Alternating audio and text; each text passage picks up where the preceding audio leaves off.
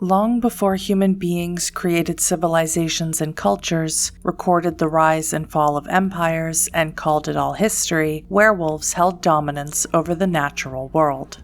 Hello, and welcome to my new lore video on Werewolf the Apocalypse. In the last video, we talked about the worlds the Garou must navigate, and in this video, we'll talk about the mythic history of the Garou. One cannot talk about the Garou's history without first speaking of Gaia. Gaia is the earth in both a physical and a spiritual sense, and the mother goddess of all living things. Gaia is one of the most powerful spirits known to exist, and possibly the first. Gaia created the Garou and most of the Fera, races of shapeshifters, to serve as her warriors and agents both in the material and spirit worlds. After their creation, the Garou passed along their gifts to their children.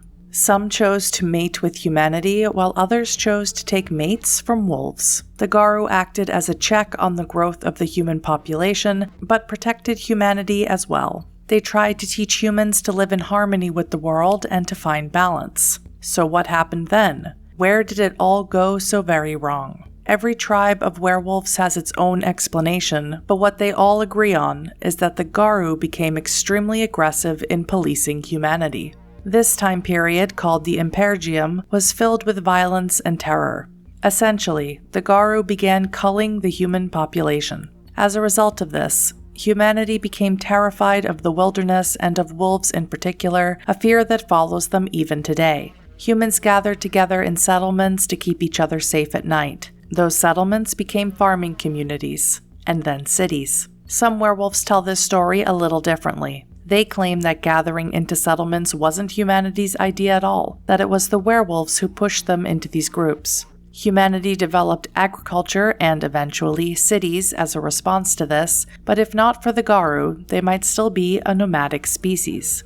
The stories of the Garou are an oral tradition, part history and part legend, so the truth remains unclear. However it happened. Once humanity realized that they could build walls and keep the werewolves out, the Garou stepped up their Geum.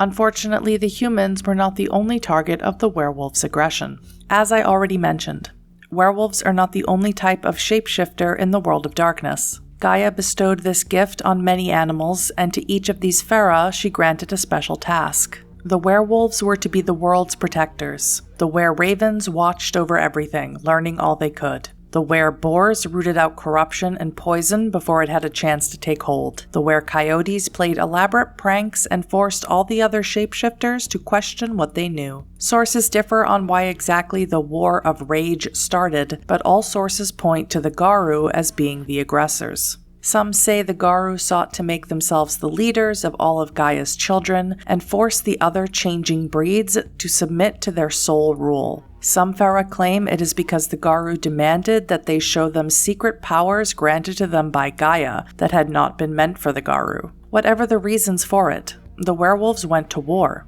They managed to wipe out a few species entirely and so reduce the number of most of the others that most Garou only know them as legends. The werewolves won the War of Rage, but it may have cost them everything. If the other Fera were alive now, if they had remained intact and able to perform their tasks, the worm may never have gained the foothold it has now on the world. But the Garou were ill-suited to the tasks that the Fera performed, and while they were busy winning the War of Rage, humanity was finding its own voice and defense against the werewolves. Towards the end of the War of Rage, humanity decided it had lived in fear of the night long enough. Somehow, they gained not only the courage to fight the Garou, but the means to do it. No modern werewolf knows how it was that humanity learned the secret of silver, but they knew the result of it all too well. Still damaged from the War of Rage, the Garou fell back. Some werewolves felt that humanity was at least understandable in its anger. After all, the Garou had been killing them with impunity for centuries.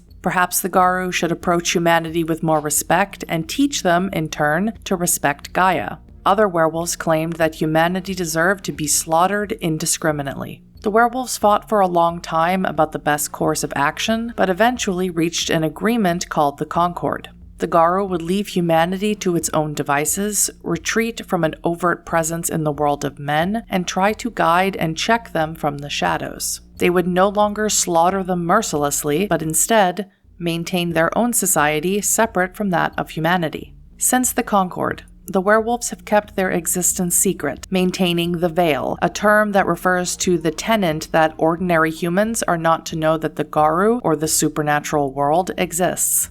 The werewolves would continue to take mates from the strongest, brightest, and best humans, but never again attempt to guide the course of human destiny, and the Geum ended.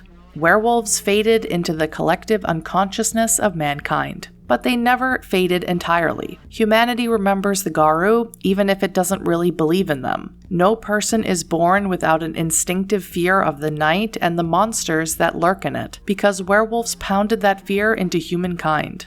Only now, as the wolf population dwindles and the last remaining areas of wilderness in the world are found, exploited, and plundered, do the Garou realize the errors of their past. In the next Werewolf the Apocalypse lore video, we'll talk more about what it's like becoming a werewolf. Now ask yourselves this, Garou: when will you rage?